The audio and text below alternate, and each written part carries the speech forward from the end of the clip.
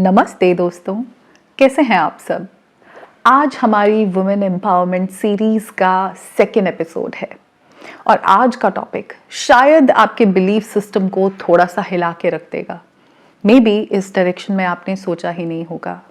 Real pain point of a woman. और मुझे लगता है कि आप सब इससे अग्री करने वाली हो। जो सबसे गहरा दर्द है ना एक औरत की जिंदगी का, वो ये है कि उसे बचपन से सिखाया गया है कि वो कैसे अच्छी बन के रहे। उसे हमेशा ट्रेन किया जाता है to be submissive, docile, obedient, inferior.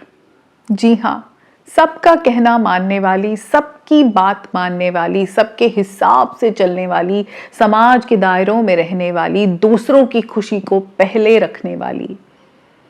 वो जो हर बात मान लेती है, जो हर बार अपनी खुशियां त्याग देती है, वो बच्ची अच्छी बच्ची होती है।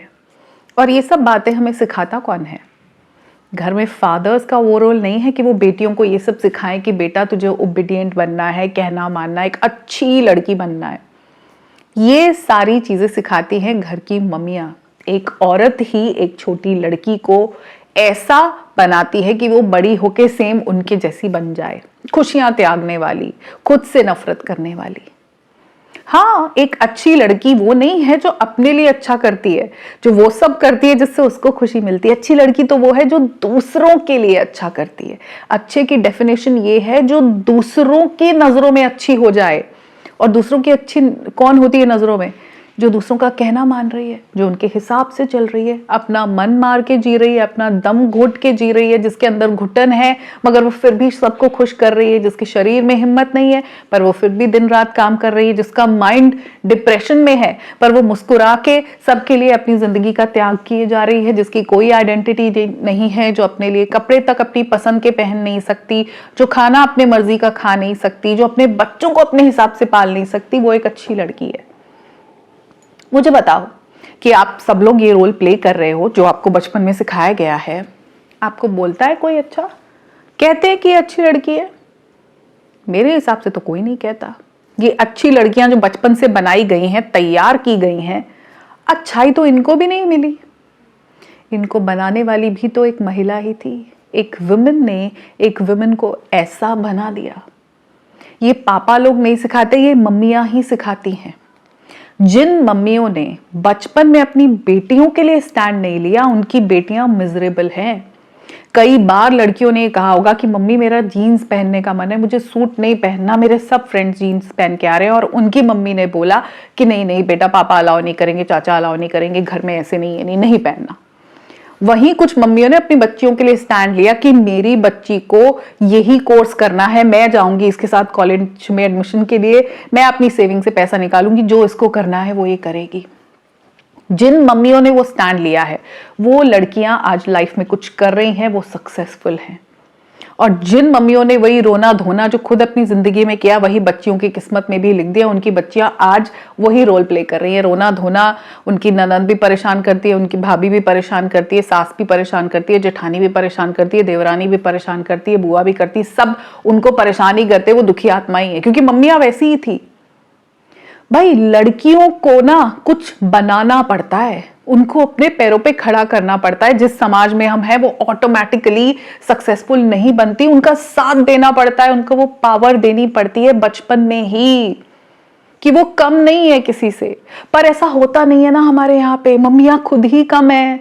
फिर वो बेटियों को सिखाती है कि तुम्हारे पापा सुपीरियर है और भाई सुपीरियर है, भाई चाहे कितना ही छोटा हो वो सुपीरियर है, भैया के लिए कर दे, भैया को दे दे, भैया को घी ज्यादा डाल के दे दो, भैया को खिला दो, अरे भैया आने वाला है हॉस्टल से, भैया के लिए ये कर दो, भैया के लिए बना दो, भैया के कपड़े धो दो, अरे पापा बैठे हैं, पापा के सामने लेटो मत, पापा के सामने बाल मत खोलो, पापा के सामने बैठो मत, पापा के सामने हंसो मत, पापा के सामने फोन पे बात मत करो, पापा के सामने टीवी मत देखो, पापा के सामने नाचो मत। पापा, भाई, सुपीरियर, महान। वो बच्ची बचपन से सीख गई कि मैं कुछ नहीं हूं, आदमी सुपीरियर है। वो मम्मियों ने ही सिखाया है, वो पापा और भाई ने नहीं सिखाया। भाई तो बहन को बड़ा प्यार करता था, लेकिन मम्मी ने ये भेदभाव सिखाया कि भाई तुझसे बेटर है, पापा हमसे बेटर है, हम तो बेचारी ऐसे ही हैं, हम तो बस पैदा हो गई, हमको तो थैंक्स करना चाहिए कि हमको पैदा होने का मौका मिल गया। लड़कियों को आई डोंट नो मैं ये बात शेयर करूं कि नहीं, मुझे किसी ने कहा कि यू शुड बी थैंकफुल कि तुमको जन्म मिला है, ये मौका मिला कि तुम पैदा हुए, क्योंकि यहाँ तो फीमेल फीटिसाइड हो जाता है, लड़कियों को पैदा भी नहीं करने देते। बेटी बचाओ के स्लोगन चल रहे हैं यहाँ पे, ऐसे देश में हम हैं। इमेजिन, लड़कियों को थैंक्स करना चाहिए कि भाई हमें जिंदा छोड़ दिया, उसके बाद के हक ऑटोमेटिकली छोड़ दो। यही एहसान है भाई, जन्म दे दिया, मार नहीं दिया। आई नो कि थोड़ा सा इंटेंस अगेन आपके लिए हो रहा होगा, लेकिन समझना तो आपको पड़ेगा कि ये पैटर्न शुरू कहां से हुआ। जिन मदर्स ने स्टैंड नहीं लिया, उन्होंने कमजोर बेटियों को बड़ा किया। आपने जरूर देखा होगा, she is very famous, that quirky miss Aditi. उनकी मदर ने उनको बहुत ज्यादा सपोर्ट किया, कहती है लैपटॉप लेके दिया अपनी सेविंग में से, अपना गोल्ड बेच के। ये स्टेप चाहिए लड़कियों को कुछ बनाना है तो। फादर्स, ब्रदर्स, घर के बड़े ताऊ जी, चाचा जी, दादा दादी तो अगेंस्ट ही होंगे लड़कियों के, वो पुरानी सोच के लिए आते हैं। वहां माँ को हक के लिए खड़ा होना पड़ेगा, मेरी बच्ची वो सैक्रिफाइस नहीं करेगी। डीडीएलजे में वो जो सीन आता है, जब वो मदर, जब मैं बहुत छोटी थी जब वो मूवी आई थी, मुझे तब तक वो समझ नहीं आती थी, लेकिन अभी मैंने जब उसको रिसेंटली देखा, दैट सीन जस्ट टच्ड मी। उस मदर ने कहा कि जब तुम पैदा हुई, मैंने तुम्हें हाथ में लिया तो मैंने वादा किया कि मेरी बच्ची कुर्बानी नहीं करेगी, कभी बेटी बनकर, कभी बहन बनकर, कभी बीवी बनकर। एटलीस्ट उसने सोचा तो। हमारी माएँ तो सोचती नहीं, वो तो गोद में लेती है, हाँ लड़की पैदा हो गई, ये बेचारी भी यही सैक्रिफाइस करेगी, इसकी भी यही जिंदगी होगी जो मेरी है। जिन माओ ने अपने आप को स्ट्रांग नहीं दिखाया, उनकी बच्चियां भी स्ट्रांग नहीं बनी।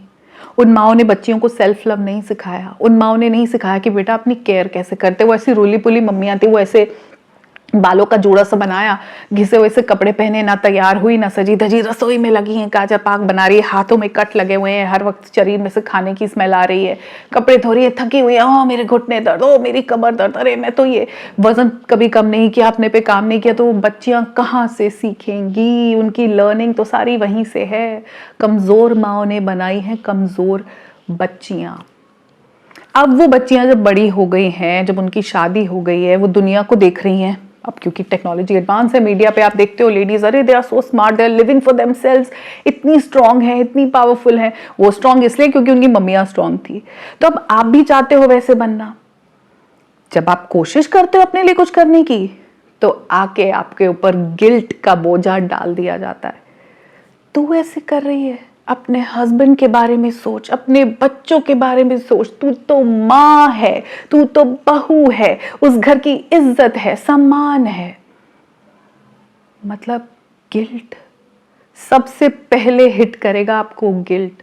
जब जब आप कोशिश करोगे अपनी बाउंड्रीज से बाहर जाने की, अपने पसंद के कपड़े पहनने की। कमेंट्स में आप लोग लिख रहे हो कि मुझे शादी के बाद में साड़ी पहननी है, मेरा मन नहीं है, मेरा भी दिल करता है, maybe if not jeans at least suit पहनूं, ये करूं। जहां जहां आप कोशिश करोगे अपने हिसाब से जीने की, आपको गिल्ट में डाल दिया जाएगा। बहुत सारा गिल्ट आपको खुद भी अंदर से होगा कि देखो मेरी मम्मी तो कैसे लगी रहती थी, सैक्रिफाइस करती थी, मैं क्या कर रही हूँ। अगर जॉब करने भी जाऊंगी तो पीछे से खाना मेरे कौन बनाएगा, मेड बनाएगी, हाँ मैं तो खुद नहीं बना रही, हाँ मैं ये काम नहीं करी, हाय बेचारे मेरे हस्बैंड चाय बना के दे रहे हैं। एहसान, गिल्ट और अंदर से इन्फीरियर, क्योंकि मैं तो इस लायक ही नहीं हूं ना कि मुझे कोई प्यार करे, मेरे लिए भी कोई चीजें करे। मैं तो पैदा ही इसलिए हुई थी कि जितने जेंट्स मेरी लाइफ में आएंगे, पहले मेरे पापा, भाई, फिर मेरे पति देव, ससुर जी, जेठ जी, मुझे तो उनके आगे ऐसे चरण स्पर्श मोड में ही रहना है। फिर बेटों के लिए भी ऐसे ही करना है, उनको भी सुप्रीम बताना है। वो गिल्ट आपको बार बार गड्ढे में डाल देगा, क्योंकि आपके लिए किसी ने एक अच्छा एग्जाम्पल सेट ही नहीं किया।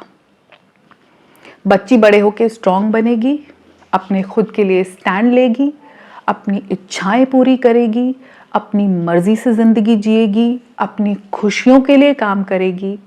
ये डिपेंड करता है उसकी परवरिश पे। फिर वो अच्छी लड़कियां नहीं होती, उनको कई बार बगावत करनी पड़ती है। वो बगावत आप वैसे भी करोगे। जिंदगी में जब आप एक स्टेज पे पहुंच जाते हो, जब इस हद तक आप ह्यूमिलिएट हो जाते हो, आपकी बिल्कुल रिस्पेक्ट नहीं होती, आपको प्यार करने वाला कोई नहीं है, आपकी हालत जब खराब है तो आपको पूछने वाला कोई नहीं है, समझ आपको तब भी आएगी, आप तब भी बगावत पे ही उतरोगे। लेकिन तब आपको ये गिल्ट जो है ना, वो बार बार धक्का देगा। समझ सब आ जाएगी, उम्र के साथ हम वाइज होते जाते हैं, समझ आ जाती है। लेकिन जिन लड़कियों को ये बचपन से पता है ना कि वो पहले हैं, उनकी खुशियाँ पहले हैं, वो मैटर करती हैं, उनको खुद को प्रायोरिटाइज करना है, खुद से ही मोहब्बत करनी है। खुद से मोहब्बत का मतलब ये अपने लिए चॉइसेस सही करनी है, किससे शादी करनी है सोच समझ के करनी है, कब करनी है, क्यों करनी है, बच्चे पैदा करने हैं तो कब करने हैं, मैं कब तैयार हूँ, करियर का कैसे, वो सब सोचेंगी। खुद से प्यार करने का यही मतलब है। वो बच्चियों को देर नहीं लगेगी, वो आके 40 की उम्र के बाद नहीं समझेंगी, वो समझ जाएंगी उसी वक्त, उनको पहले ही पता होगा और वो अपने लिए एक राइट डायरेक्शन चुन पाएंगी जो आप नहीं चुन पा रहे हो। क्योंकि जब एक उम्र के बाद आप स्टैंड लेना चाहोगे सब आपके अगेंस्ट होंगे, तो करना कुछ नहीं है। एक तो अपनी मम्मी वाले रूल्स फॉलो नहीं करने, अनफॉलो कर दो अपनी मम्मी की टेक्निक्स को। अपनी बेटियों को वैसे बड़ा मत करो जैसे तुम्हारी माँ ने तुमको किया। लड़की हो तो अच्छा बनना है, दुनिया के लिए अच्छा नहीं बनना, अपने लिए अच्छा बनना है, अपने लिए जीना है, खुद के लिए। और खुद को निकालो इस गिल्ट से बाहर। जब जब धकेला जाए इस गिल्ट के लिए ना, वो एक बुलेट प्रूफ होता है ना, ऐसे गिल्ट प्रूफ कुछ पहन लो इनविजिबल, कि मैं गिल्ट में नहीं जाऊंगी, मैं जीऊंगी अपने लिए। 2 बार कोई बोलेगा, 3 बार बोलेगा, जब तक आप किसी को हार्म नहीं कर रहे हो, किसी का नुकसान नहीं कर रहे हो, इट इज अलाउड।